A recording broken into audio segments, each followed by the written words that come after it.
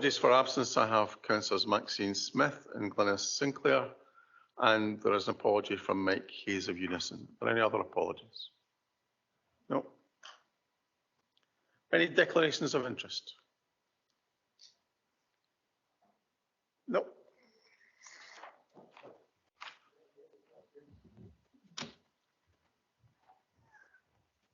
Today we're actually missing someone, Matt Bailey, who really has driven forward the agenda of the Redesign Board for the last 3 or so years.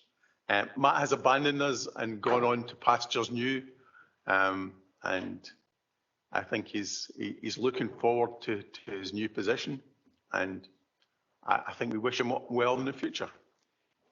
John Shepherd has taken over with responsibility, and Don Scott, so I'm sure we welcome them here as well. So, minutes of the last meeting. Does anyone have any concerns with the minutes of the last meeting? If not, can we agree them, please? That was a question that requires an answer. Thanks, Alistair. Agreed. Item 4 on the agenda is the redesign of Highland Council, the work programme update, and this is John's first opportunity to impress us with his knowledge. John. Thanks, convener. I've got a lot to learn from Matt. So really just this report, what we've done this time is brought together the single report with the 4 major programs that sit under the Redesign Board. So the asset management, roads, bus operations, and my council. There is a separate specific report coming up later in the agenda on my council, because there's been quite a lot of progress with that program in particular. So there are the general updates there, and we have relevant officers here to answer any questions about the specific projects that members might have. What I will do is just draw attention just briefly to paragraph 4. As the convener mentioned, there's been a bit of a change in personnel. This is really part of a wider restructure within the Deputy Chief Executive Service. So we brought together the ICT, digital and transformation teams under one bigger team. This will deliver some staff savings because we've got some vacant posts, but the key point really is to make a stronger combined team, which is better placed to deliver major programs of change for the council. It's early days for us. My colleague Dan over there is doing a lot of work to pull that new combined team together right now, and hopefully we'll start seeing the benefits very soon. As the convener mentioned, Matt Bailey moves out to his a programme manager role in health and social care, but he hasn't gone away, so I can certainly pick his brains. I say the report really covers the 3 programmes that are other than my council, where there's a detailed report later on. Also draw attention to redesign workshops in section 6 of the report. So there is later on the agenda also feedback on the renewables workshop that was held in April. There are plans for roads and asset management workshops later in the year. I think the feeling from the service teams is that we're not quite ready for those workshops yet. The scope and the timing needs to be worked through in a bit more detail, so they will be scheduled later in the year. There's also a proposal for a new workshop to be held probably in June to look at a review of community support and engagement. Alison Clark is here to answer any questions about that one if you have questions. So that's all I was going to say on that one, convener. Any questions? Anyway.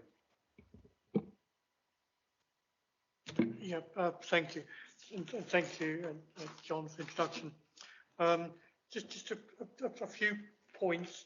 First one being on the Inverness officers, the relocation of council staff from the townhouse to headquarters was successfully completed by the end of March. I understand there's quite a lot of housing staff that have actually been parked in Hilton and other places across the city. And I just wanted to try and understand why we're saying that they're completed at headquarters when there's housing staff that are working out with, and the impact on that. And just, it makes reference to future activity around the community support and engagement workshop. And we all know what happened last time. Every time we discuss ward management structures, it's always ended in tears almost. And I just wonder that, you know, if this is going to be a workshop, Chair, we should be encouraging every councillor to go to it and stress that, you know, and might need some thought around it. Because if we do it in isolation, it's just redesign it, guarantee what will happen when it goes on to full council. Thank you. On that second point, Alistair, for the last 7 years, in fact, the last 8 years or so or longer, we've been telling members that workshops for the redesign board are open to everyone. Everyone's invited to attend. For the first part, I think Robert might be the best person to answer that first part of your question. Yes, thank you. Yes, so in 5.2.3 there, we said the relocation of council staff from townhouse to headquarters. There were some staff that went to Hilton. You're correct in saying that, Councillor Christie. I think very much the focus has been on the moves to headquarters and the internal moves as well to free up the space. So yes, perhaps it could have been slightly better worded, but certainly the vast majority of staff actually ended up in the headquarters. Yep, thank you. That was not the intention previously when we discussed it, that wouldn't be happening and all staff would be coming here. So obviously there's going to be some changes to the costings associated with moving out, because presumably if they moved into Hilton, and I believe Merkinch, and I believe Kinmiley's area as well, then there's additional cost that's going to come from that the redesign board previously didn't know about. Yeah, I think we had talks with individual teams and individual team managers, so it was all by prior agreement with the housing service. In terms of the costs, I think certainly the money from vacating townhouse will be realising the services there. Again, there are various other dependencies and other moves that are associated with that, and that all contributes to the wider target of achieving savings. So it's ongoing work, but I can get more detail on that if required. Thank you. Any further questions? No, can we agree the recommendations 1 to 4 on your 1 to 3, sorry, for item 4? Thank you. Next item is my programme, the progress update. Alison, would you like to take us through this? Thank you, Convener.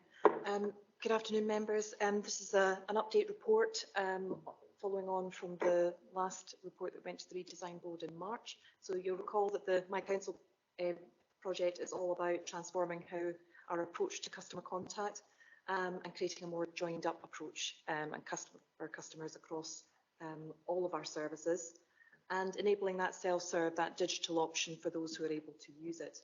So there were 4 strands agreed as part of this programme at the Redesign Board in March, and the customer contact strategy, a strand around data-led and customer-informed, recognising the importance of data informing what we do, end-to-end customer journey, and also a strand around customer contact methods, and that's taking into account both our web telephony and CRM as well.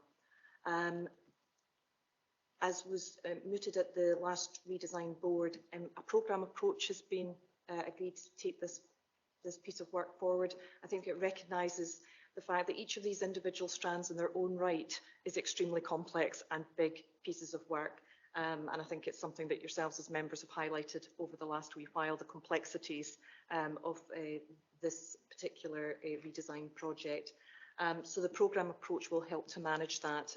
There isn't a need for any additional boards as part of that. It will still be managed in the same way and reported up to the Redesign Board, but it will just help us manage that piece of work more effectively. So The detailed update across each of the 4 strands are in Appendix 1. I'm not going to go through all of it, but in terms of a few things to highlight around the customer contact strategy, so work has commenced in terms of developing the strategy itself. There is a work starting around the idea of the customer charter as well, and also looking at service standards. And we have some service standards across the organisation in certain areas of work, but not across the board. And we've talked before, both within this forum and particularly within the My Council project board, about the importance of customers being able to understand what the expectations are from the council. So that piece of work is underway. End-to-end customer journey. This is actually understanding and trying to improve that flow right the way through from the initial request right the way through to the delivery of a service or request for information or a request for a service. So housing repairs has been identified, and that's based using our data on a significant area of work. So they're looking at the moment and mapping that process right the way through. And the idea is that we use that as a test case approach and use the learning from that to transform onto other areas of work. Related to that is that piece about how people report, request and pay, so that it's the same process however you come into the organisation, whether you're requesting that online, whether you're requesting it over the phone, but in a service point, so that it's the same process, and that leads into that end-to-end process. So just finally, in terms of customer contact itself, one of the strands is around telephony, the reprocurement of the service centre telephony is underway. In terms of web, there's a number of different elements that are highlighted in the paper in terms of the web content audit around the catalogue of processing around that pay report to request side of things. So that's all underway as well. And that specifically relates to the request that's within this paper today, which is probably the primary reason for taking it to redesign today, and that's regarding the resource request.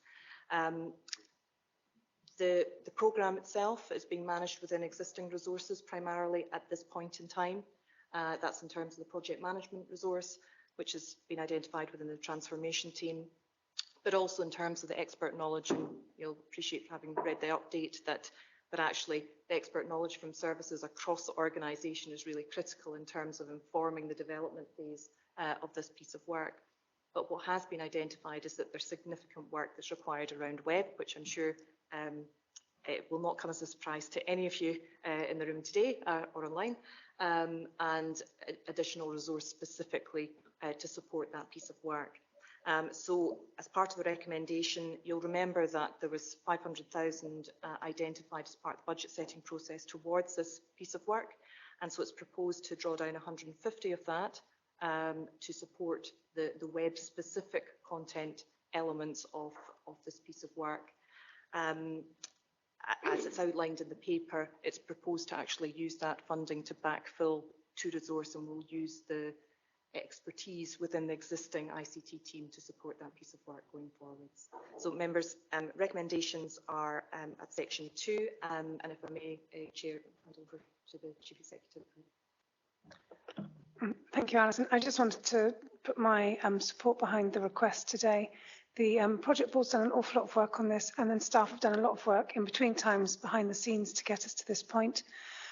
As Alison said, it will not come as a surprise to anybody that our web is one of the areas that we really need to make significant improvement to. And so to be able to use our existing very experienced staff to move into that area and then backfill to make sure that the ICT services team itself still has capacity to do business as usual, I think is a really good way in which we can do this. So I would just ask for your support. I'm still the project sponsor. I'm still very much a supporter of the aims and objectives of this piece of work. So I would just really endorse everything that Alison has said, and also to thank the members of the board for their contributions to get us to this point. Thank you. I think, members, if you look at this from the customer's point of view, this is probably one of the most important things that the Redesign Board will actually do, because the customer journey in contacting the council until achieving the desired outcome is not easy, and it really does need to be redesigned.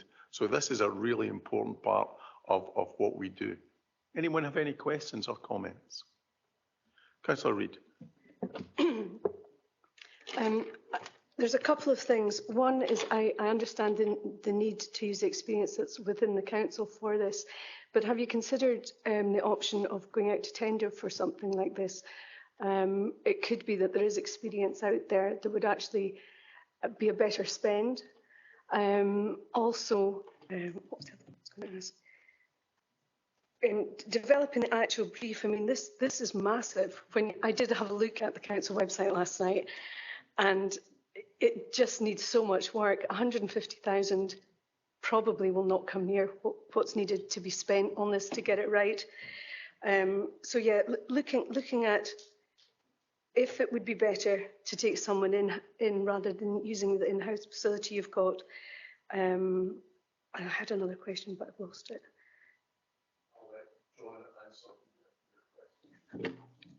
Sorry, it was just to say, have you worked at all with other authorities who have looked to upgrade their website and get ideas from them as to what works well? Thank you, very good questions. We have already been talking to the company that provide and support the website to see what support they can give us, particularly where there are kind of more technical aspects of that. Quite a lot of it, though, is about working with our service teams, about updating their information, about understanding how we can make that sustainable. So I think there's only so much we can do in that space with working with external parties, but absolutely where it makes sense for us to work with a supplier to make technical changes, then we'll certainly be looking to do that. And I think absolutely in that website space, that is somewhere where it would make sense. And it's a company we've been working with for a long time now, and that we're very happy working with. So I think specifically around the website, yes, we probably will make use of that supplier. Wider, as we get into the project, there's a number of places where we'll absolutely be working with external parties. Certainly on the, Alison mentioned the service centre telephony, that will be a project working with the supplier of that system. So where it makes sense, absolutely we'll buy in the resource. We can't do everything ourselves. We do recognise that. Arthur. Yeah, thank you. Just building on what Morgan said about the website. I'm a little bit concerned if we're going with the same people that manage our existing website, is the danger not that we just have a newer version of a website that's almost impossible to navigate around, find anything on? To give you an example, I had a meeting with the chief executive earlier this week, and we wanted to talk about the document. I found it quicker on Google than I did by searching within the parameters of the council website, and that's not good. In terms of telephony, I think what we need is an assurance that drawing down this money and changing it is going to mean the phone's going to get answered more quickly, and people are going to get an answer to the problem or the issue or the advice they want. I think that's the key thing for us. And I think we shouldn't forget that a lot of people want to deal with us through in-person contact. And today and yesterday, I've had phone calls from people that have turned up at Inverness service point only to find it's closed, which is not real good look for an authority to actually at short notice close a service point when predominantly elderly people have made the trip in to conduct their business. So we need to get better on the communication of things. There's an example of something related to a service point that's happened only this week. And I think we need to realise there's an awful lot of people, our demographics is such, that are going to want to deal in person, not web chat, not on telephone, but actually sit down face to face. And I don't think we want to lose sight of that as we go through this process. Yeah, certainly on the first point, the company we work with and the platform for our website is actually one of the market leaders. I think the issue with our website is that the way it was set up was done quite some time ago, and it hasn't really evolved since then. So it's not so much about the product that it sits on. It is actually about how we as an organisation keep it up to date and manage it. So I don't think we have any doubts about the company and the product itself. But I'll hand over to Alison for the other bit.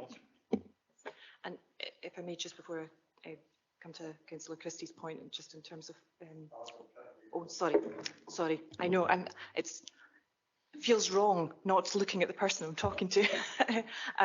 Yes, just in terms of Councillor Reid's point, I think the initial request here today for 150 is very much an initial request. We recognise the fact that, one, there is funding set against this, but this is a huge piece of work. So members, we are likely to be coming back, highly likely to be coming back and asking to draw down this money further. But I think it's important that we do that in a managed way, and that we're coming forward and requesting the right resource at the right time. So it's just to reassure you on that, we do recognise that this is a massive area of work. Just in terms of your point, Councillor Christie, you're absolutely right. And I think the fundamental principle that sits right the way throughout this programme, and I think it's probably mentioned at every project board, sorry, I'm looking at the two members that are on it, it's every project board that we have, is the importance about the fact that we have lots of people who want to contact us in different ways, and that our contact methods has to be the same across, whether somebody's wanting to come into a service point, somebody's wanting to phone us, or somebody's wanting to do it online.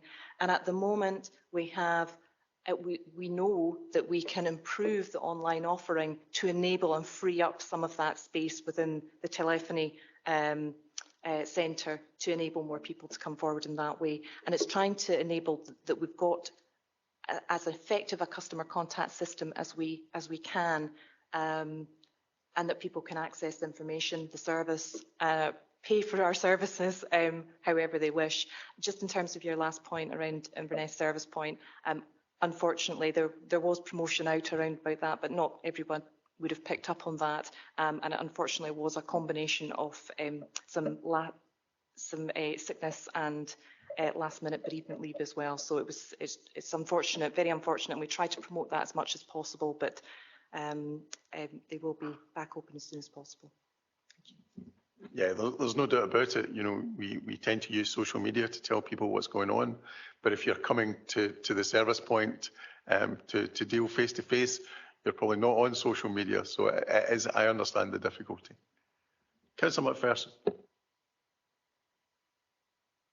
Good afternoon, members. Thank you, convener. Yeah, just following on the very good point that Councillor Reid made there, when she said, are we checking with what other local authorities are doing? And in terms of procurement for something like this, for modifying and improving our service, I mean, we're now midway through 2023. It's amazing to think that we're almost a quarter of a way into the new century. And, you know, if we're still using systems that were probably invented in the last century and then modified slightly for the new one, it's time that we're looking at that. I would suggest that we speak to COSLA, the Convention of Scottish Local Authorities, to see what expertise we can bring from the 32 local authorities. Is there any of them who've gone through a similar upgrading and procurement process, so that we can glean good information from that? And also, if we can get advice from market leaders throughout the Highlands who could guide us and just give us some pointers on it, I think the investment is very worthwhile and I welcome it. Just one little anecdote. I remember being at a Visit Scotland presentation, and it was on behalf of one of Scotland's top hotels, and they said, remember, the person that's giving directions is already sat at their desk in the reception of the hotel. The other person who's trying to get to you has maybe arrived by bicycle, by train, by boat, by kayak, or hitchhike there, and it's allowing them all to find the right way to the destination that they need to get to. So that's very useful. And another things I think in IT is, if they can see the failed searches, what did the person search first before they found what it was that they were looking for, and follow the threads through that. But I welcome the investment, and I think if we can get the best heads together and see if there's any improvements that we can make from sharing good best practices with other COSLA members. Thank you. Just to remind everybody, we're not going through a procurement process. We already have the process in place. and we'll be carrying that out with assistance elsewhere. Some of that we will have to pay for and some of it we won't.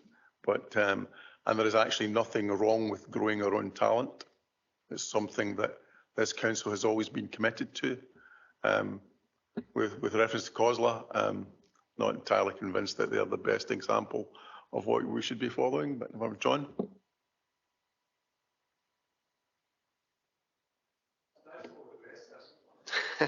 Thanks. Yeah, I would just say to the point of looking outward, we work with the local government digital office with these things. That's a body that works across all 32 local authorities that we're a member of. And we certainly work with them very closely on the development of the digital strategy and the digital maturity assessment. They were key in working with us on that. And certainly the work around the website and the resource is to review our existing content and to make sure it's fit for purpose. As John said, the platform itself is perfectly modern, and so we've got decisions to make as to whether a new platform is required. But certainly this is about making sure that we review the content on it and make sure it's fit for purpose in terms of best serving our customers' needs. Paul. Thank you, Chair. Just a quick question from a staff side perspective. I'm picking up on Councillor Christie's point about telephony. Is there going to be reinvestment in the service contact centre? And the reason I'm asking is because a number of years ago we put that down as a budget saving. So the staff there are already under pressure to answer a number of calls that are coming in. So as part of this, if we're looking to get the contact right, people coming through, are we going to invest in that? Alan? Yeah, I think, Paul, the most important thing for me is not just looking at resourcing, but why customers are phoning in the first place. Because I think as part of my council and ambition of this, and I agree with you, Convener, I think this is one of the biggest ambitious things we can do for customers. Quite often customers are phoning because they can't access information for themselves in terms of self-service. So we're continually reviewing resources across Service Centre and across the rest of C&P, Communities in Place service, as part of our overall financial affordability in the council.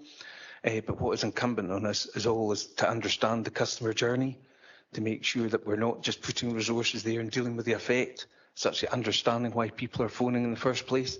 And some of that is because of the aforementioned website not being conducive enough to customers self-serving. And I'll give you one example in terms of council tax and benefits. We're very keen to try and move to online. 25% of calls are people phoning because they don't have access to their online council tax account like they do for the bank account. So there are other things that we can do in the council to actually make the council more efficient and effective, and that's what we're keen to do as part of this overall review. I'd like to come. Yeah. So I get that, and I get the vision to be more digital, but I think you've got to, if you look out the West Coast, IT or internet's not readily accessible to what you get in Inverness. So appreciate what you're saying, but there is a reason why people are phoning, because they just don't have that IT. The Highlands, you get a lot of people moving up here to retire, so maybe it's an ageing population as well. We're not all young. I'll ignore that ageist remark and forgive you for it in advance. Alan? I think all I would say is that the most important thing, and I think picking Councillor Christie's point, is the most important thing is that we have that services accessible to all, whether it's face-to-face, telephony, email, etc. I think what I did say was that we're trying to reduce the number of calls to Service Centre, not stop the calls, because there will be parts of Highland that will not have digital access, as you say, and that's why it's important we continue to provide a hybrid of services. But what we have to do is provide that in an efficient way and within financial affordability. And that's what this is trying to do. Kate? Thank you. I think that one of the elements of this project, which maybe hasn't played out so much today, but is really important, is the gathering of data so we understand what our customers want. And what we are finding anecdotally, but we need to really get behind the detail, is there are a number of people who are going to our service centre who don't actually want that to be their first port of call. They want actually to be able to have a cup of tea at 9 o'clock at night and do what they want to do on our website, but they're finding that difficult. So what we want to do is free up the phone line for those who want phones to be their first option, and not for it to be clogged up with those who actually really don't. And service points are the same. You know, we don't want people to go to the service point because actually they couldn't find what they needed online or by phone. The service points are there for people for whom it's their first choice, and that's how they want to do the business. So that, but it's the data that will help us to do that, to understand that, how much of this is service failure that we can then address, and how much of it is genuine demand that we then need to meet. And it's the data that will help us to understand that. And if as this project progresses, we can see that there is a fundamental level of demand at our telephony, that whatever other steps we take, we can't meet that demand within current resources, then we will have to look at those resources to ensure that we provide the level of customer service that the organisation believes is appropriate. But at the moment, I think what the service centre is unfortunately battling with is our own failure to have a website that is responsive enough to enable people not to have to use the phones. I think the other thing we're going to say in terms of the housing, one of the reasons housing has been looked at is it's a very high volume of calls that come through on the housing. And so actually, if we can use that and address that, then that can have quite a major quick impact on call volumes, whilst also managing people who are wanting to access our services quite often, needing urgent response, and it's important that we deal with them. So it's not a no, but we won't resource until we know what we genuinely need. Thank you. Yeah, just to expand on that a little bit, I'm very conscious of the fact that for a lot of large parts of the Highlands, there is no option. It's telephone or nothing. And that's, well, we really need to focus on that. I mean, for example, in parts of West Sutherland, there's no service point. The access to internet is very, very poor, even if you're not an aged retired person. It's just getting, there's no broadband effectively in a lot of areas. So I think we really need to remember that there are parts of our Highlands that we have to focus on the phone, because at the moment there isn't any options. Thanks. Patrick. Yes, can I just say that I completely agree with 100% of what the interim chief executive just said. And I think the point about it is there will be people for whom they might not have any other option than the phone, or that might be their number one choice. But there'll be a lot of people on the phone, their number one choice is not to use the phone. Personally speaking, I'll go to a website, then I'll go to web chat, and then I'll think, oh, I have to phone. So if we kind of scoop up the people for whom the phone isn't their preference, and we can put them through to another avenue, which is, then it will just free up the staff that are working on the phones, and they'll have the resources that they need to deal with perhaps more complex inquiries that might come through a phone, as opposed to inquiries that might be online or via web chat. So I completely agree.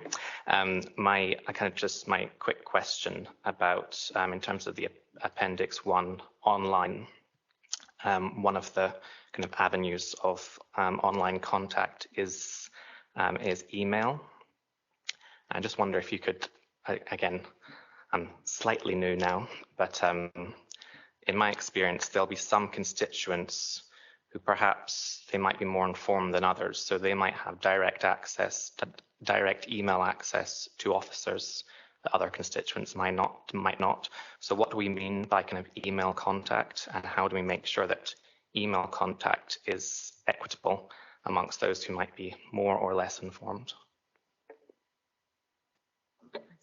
I mean, in terms of that strand, in terms of that strand particularly, it's thinking through very much from that generic email point of view. And we do have a number of generic emails that are published on our website, but we don't have that across the board. And I think, again, it's really important that it's not about individuals, because if individuals aren't there, then there isn't a contact, and therefore then somebody might have to seek another option. So it's thinking about that as part of our process, and it's very effective in certain parts of the organisation already, but that's the angle that we're looking at.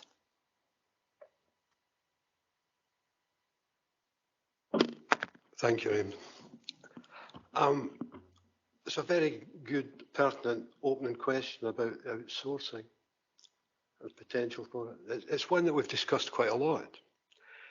There's lots of knowledge out there, both in the industry, that is the software industry, but also in other local authorities.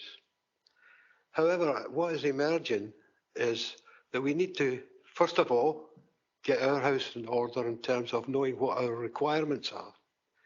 And I guess if we spend the appropriate effort in this first instance, understanding what the requirements and potentials are, then when we do go out to the industry and to the other local authorities, we'll be seeking what we want and what we need, rather than having ideas imposed upon us.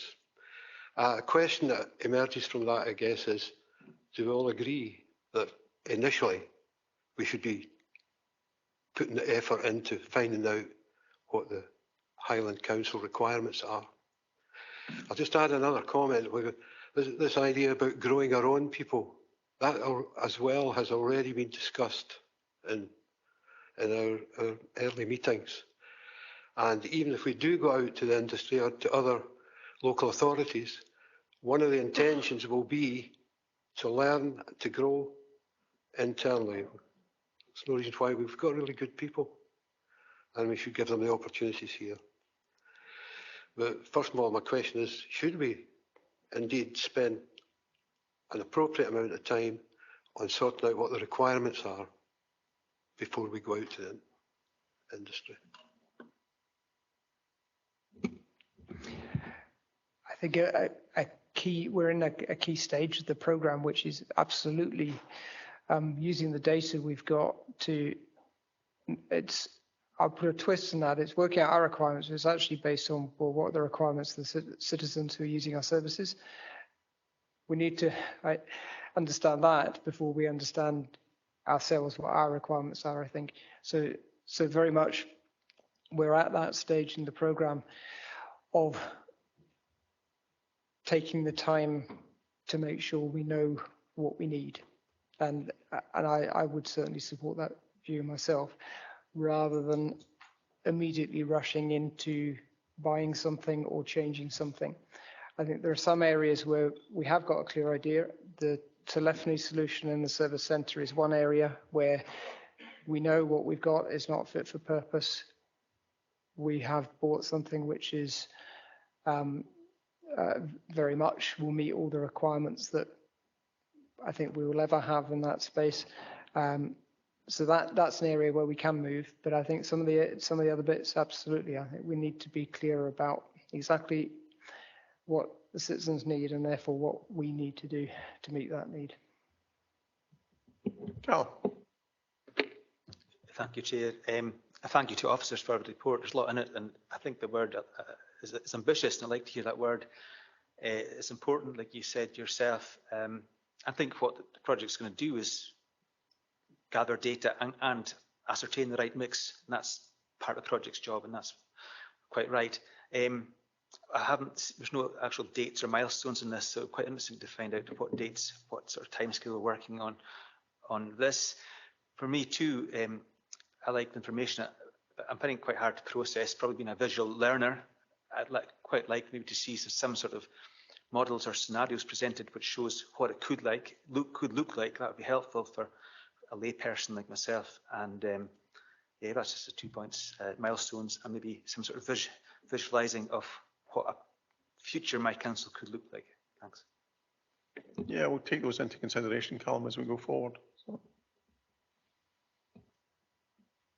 Members, there are three recommendations, two of which are just for noting. And the third one is to agree the proposal to draw down 150k of the 500k money. So can we agree that, please? Thank you.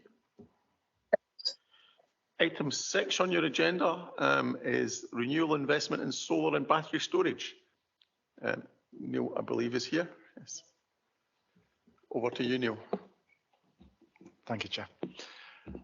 Members, this is a follow-up to a workshop we ran on the 25th of April to evaluate the types of renewable investment that's currently available across the Highland.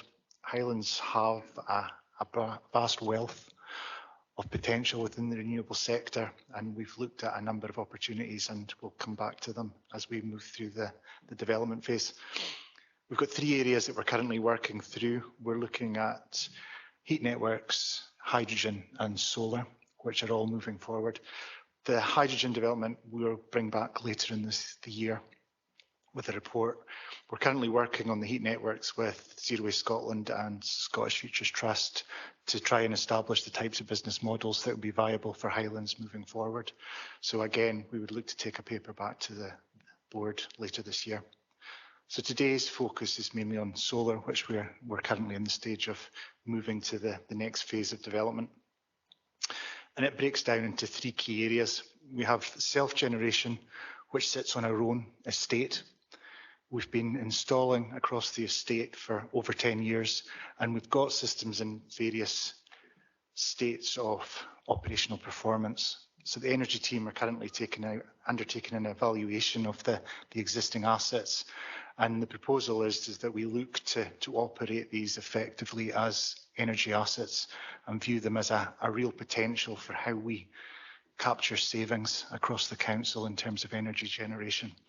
So the first phase is to get all our assets back to optimum performance, with the view to move it on then through the likes of the Salix Fund, where we can access funding to look to move this on through another phase of development and add to our existing batch of energy assets. The second phase that we discussed that we're looking at is looking at our commercial estate. The council has a large portfolio of commercial property, and there's an opportunity that we would like to develop in looking at arranging a PPA model which would allow us to sell energy to our tenants at a vastly reduced rate. It's in terms of the tenants within our property estate, it means that we would install and own the solar and operate it as a commercial entity and provide them with energy through an agreement direct. So it gives them an instant saving as we start to progress this. So the idea is we will look to develop that pilot model and develop a business case to bring back to you. And the third stage is looking at the large-scale utility solar. We had initially identified key sites around the region which has potential for development at a larger scale. And we would like to propose that we move that forward to understand what the connection capacity is on each of these sites. It's a complex piece of work because it involves understanding how the grid's going to be balanced and what effect we're likely to have with that changes. So we would propose that we instigate using an independent grid consultant to really understand that before we approach SSE, with a view to having a real take on what the likely cost impact would be in terms of developing these sites.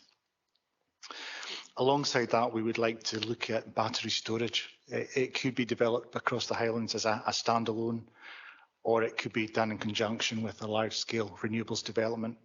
The benefit to looking at this type of technology across the region is it provides instant grid balancing, which is an assist to the current problem that we see with constraint across the region. So it needs a bit of work with SSE to understand the areas where the key advantages would be from their point of view and looking at it. But there is significant interest in the area, and we're certainly the initial discussions we've had with the DNO is that they would be welcome to looking at this type of development across the region. So I'd be happy to take any questions that you have.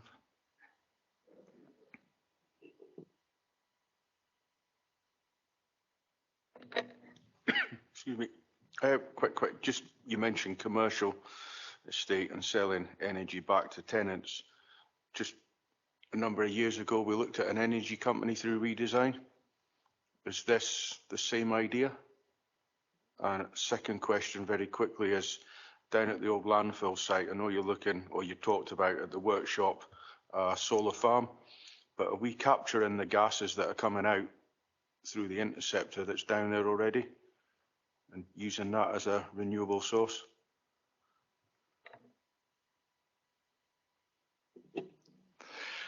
At the moment, we're not doing anything with the gas receptor that's there at the moment. It is something we can look at. In terms of energy production, it wouldn't be classed as green energy because of the gas that's been produced from it, but it could be utilised through carbon capture and offer an opportunity for carbon credit saving in the future.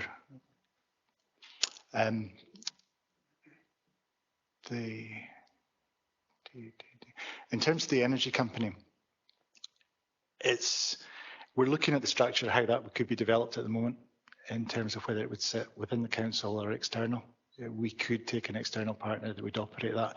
It's not essentially looking at it as what we've seen as a standard energy company, because we would need the DNO to work that, because we'd have to effectively sell the energy to them for them to sell it back at a discounted rate. So although we'd be managing the process, the actual sale would be through their current agreement with the DNO.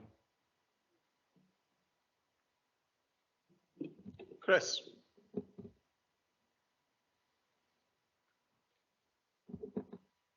Thank you, convener. Sorry, the pause while I could find my microphone. I've got 3 or 4 points I'd like to ask about, so thank you very much for the time and allowing me in.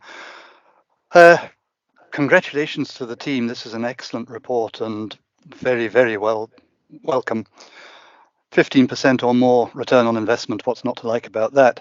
I think we need to take on board, firstly, that the cheapest energy is the energy we don't use, and so we do need to remember that energy efficiency and reduction comes first.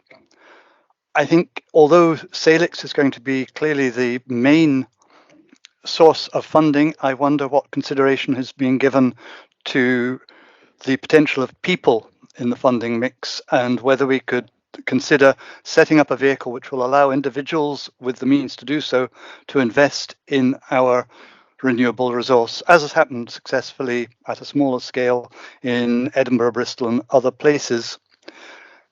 In terms of solar PV, I'm surprised there's no references to the school estate, and I'm just wondering why that is, and also my own particular favourite, solar car parks.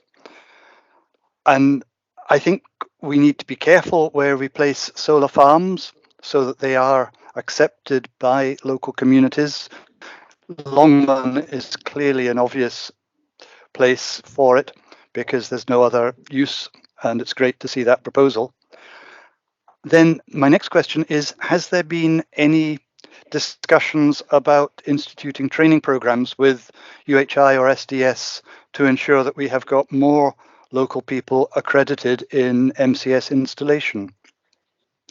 And finally, just to emphasize the need to move as quickly as possible on this to ensure that we get grid connection permissions as soon as possible and start making some money out of this. So thank you very much. It's an excellent report and congratulations to the team.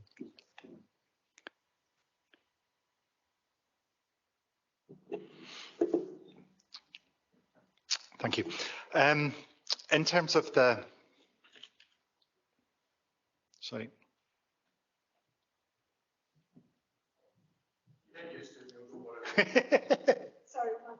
That's all right. I'll start with the school estate, Chris. When we talked about self-generation, and my apologies, I mean, that is the area that we're looking at, is how we develop that. So we have existing assets across our estate. The intention is to bring them up to full efficiency and then to expand on that. So that is an area of focus that the energy team are looking at, is where the next phase of development can be. The Salix funding is the key resource at the moment for funding the next phase. We would look to, as we move through this, because we are generating these as an energy asset, that they would then become almost self-funding, that we start to develop them through the maintenance and development of that. In terms of looking at individual investment, it is one of the proposals that Scottish Futures Trust has put forward as something to look at with the heat networks, so it is something that we will look at going forward.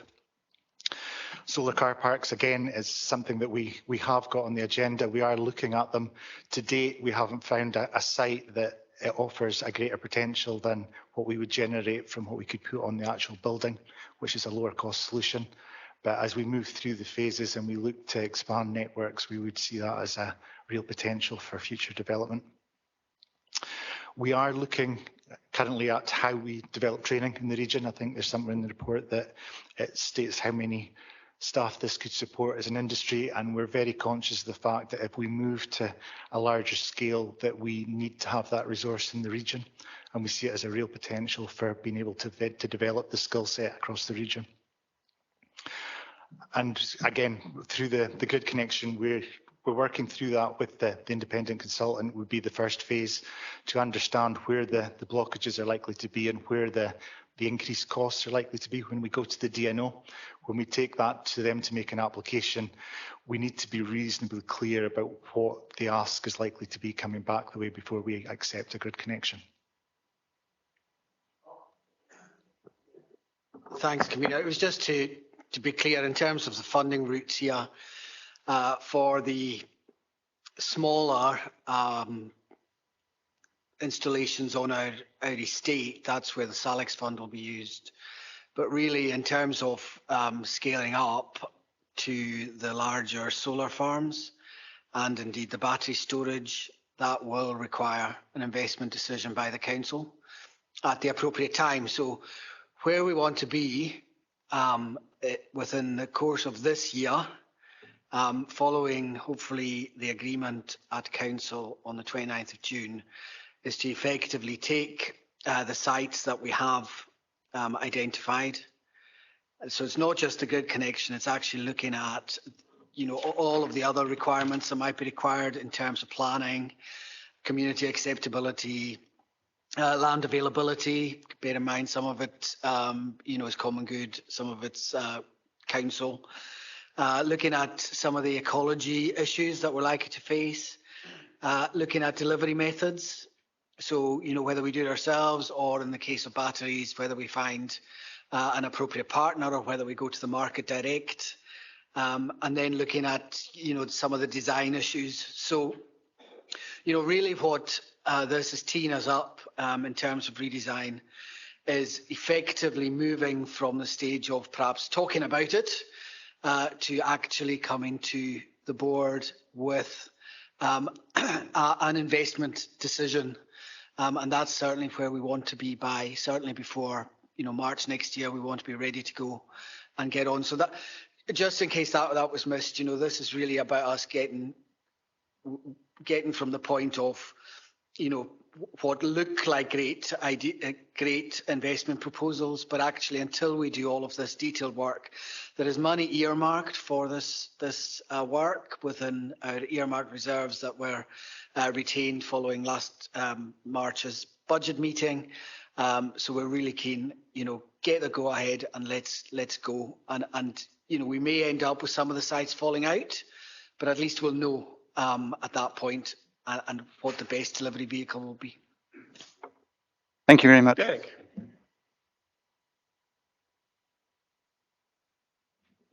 Thanks, Bill, and thanks Neil for the paper and for all the work and effort and energy that you and the team have put into this. You know, I'm really here, you know, to say how important I think this is from the point of view of the finances of the council. It's great to see us getting past the talking stage and actually bringing some of these proposals forward now. Let's you know, do this work as well as it has to be done, in as much detail as it has to be, but let's pursue it as expeditiously as possible. And just in answer to Paul's question, I think the difference here, Paul, is that, you know, this is about generation, and the previous proposal was a lot to do with supply. But if you have your own generation, that gives you a lot more security in terms of what you're able to do, and not getting caught out by movements in a market that you're not in control of. So I think this is a much safer model, and I'm certain, you know, I know how hard the conveners worked at this over the years as well, and he should accept a bit of praise for sticking at it. And you know, I want to see this happen and I want to see it happen at scale and as soon as possible.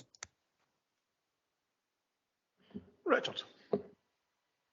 Thank you, and thanks for the report. I think it's really quite exciting with the possibilities we have here, and I think it fits in so well with our aspirations in terms of sustainability for the council, and especially with things like the green Freeport coming in and hydrogen production and all these things. It really all slots together quite nicely. Just got a quick question about some issues that were raised about the insurers raising concerns about fire safety concerns of solar panels, particularly that are placed on schools at the moment. Are they all back in service, and have these concerns been addressed and resolved? Thanks. So the current situation is that a number are operating. We have been in discussions with the insurance companies, and we're working through them on a bundle basis. The update today from the energy team was that the first grouping have been put to the insurance company, come back with our proposed mitigation, and we're just going to keep working our way through it. What I was encouraged by was that the insurance company are, leading on this. They're being proactive, and so it's rather than us coming up with mitigation, we're working together with it. So I would hope in very near future we will have all of the relevant arrays up and running again. We will have to put in some mitigation where required, but again, I was encouraged today that we're not talking significant sums. We're just talking about, some of the more minor adjustments to the installations, but a lot of it is also about maintenance regimes and making sure we've got appropriate maintenance regimes that are then implemented to satisfy the insurance company. So I think today I was encouraged by progress. So good. Patrick. I just had a question about, in the report it mentions that there are some challenges across the UK in terms of the time taken to connect to the grid. I mean, I've seen news stories that companies are waiting 10 or 15 years. The report says that that in the Highlands there's interest in doing it more quickly. So obviously more quickly than 10 or 15 years, I'd hope a lot more quickly.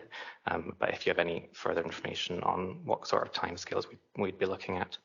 I know in the workshop, I can't remember the exact numbers, you kind of gave an array in terms of the potential return on the investment. I was just wondering if you could comment on that, considering we are seeing wholesale electricity prices. They're still obviously elevated, but they are going down. So just to make sure that we have confidence in terms of our return.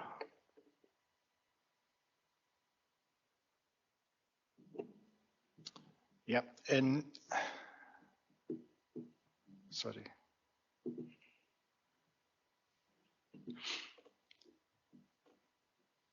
In terms of the investment proposal or the return that we're looking at on that, it's been based on a mid-range return, and that return's based on figures which are variable. So although we might see the prices coming down, we would expect that return to remain about the same kind of level in terms of percentage. What we would look at as going forward is that because we have potential across the region for direct wire connection, that can significantly enhance our potential for earnings. And we have interested parties on 2 of the sites that are willing to talk to us about taking a direct supply from them, which means that we're looking at more a wholesale price or selling to the retail market. Sorry, Councillor Vallance, what was the other? Yeah, in terms of the grid connections at the moment, the DNO are looking to attract developers into the region. They're quoting anything from 2 to 15 years, depending on the area, and that's across the region. So it is on a site-by-site basis, and that's where the complexity of understanding the actual capacity on the grid at any single point. So where we're looking at a particular installation, we really need to understand what the complexities and what the challenges around connecting to the grid in that site are before we make that application. Because if we make the application at a stage where they're pre-development, it could incur additional costs that we'd be expected to upgrade that section of the network to meet the future demand. So it's understanding where they're working to. And currently SSE, they're about to give us open access to their system, so we'll be able to see much clearer as to where they're focusing on, what areas they want to work with. And going forward as a region, because they see the potential for the region, they're looking to try and build up areas, clusters of potential generation and offtake, so that they can start to build that balance across the grid. I just want to make one final point, which is not directly related to this item. Here in the north of Scotland, we're the biggest producer of renewable energy anywhere. And yet this council gained no fiscal benefit whatsoever. So I would just encourage us to start or continue to have negotiations with wind farms, solar farm providers, etc., wave energy, doesn't matter who they are, so that this council gets a benefit for the massive amounts of generation that we see. And if we'd have done this, if we'd been able to do this right from the start, we would be awash with money, and we wouldn't have to be cutting some services. So that's something we really need to look at particularly seriously. Hear, hear. There are 8 recommendations, and can we agree then, please, members? Thank you all very much. Thanks to everybody who contributed today. So, thank you all. Here endeth the lesson.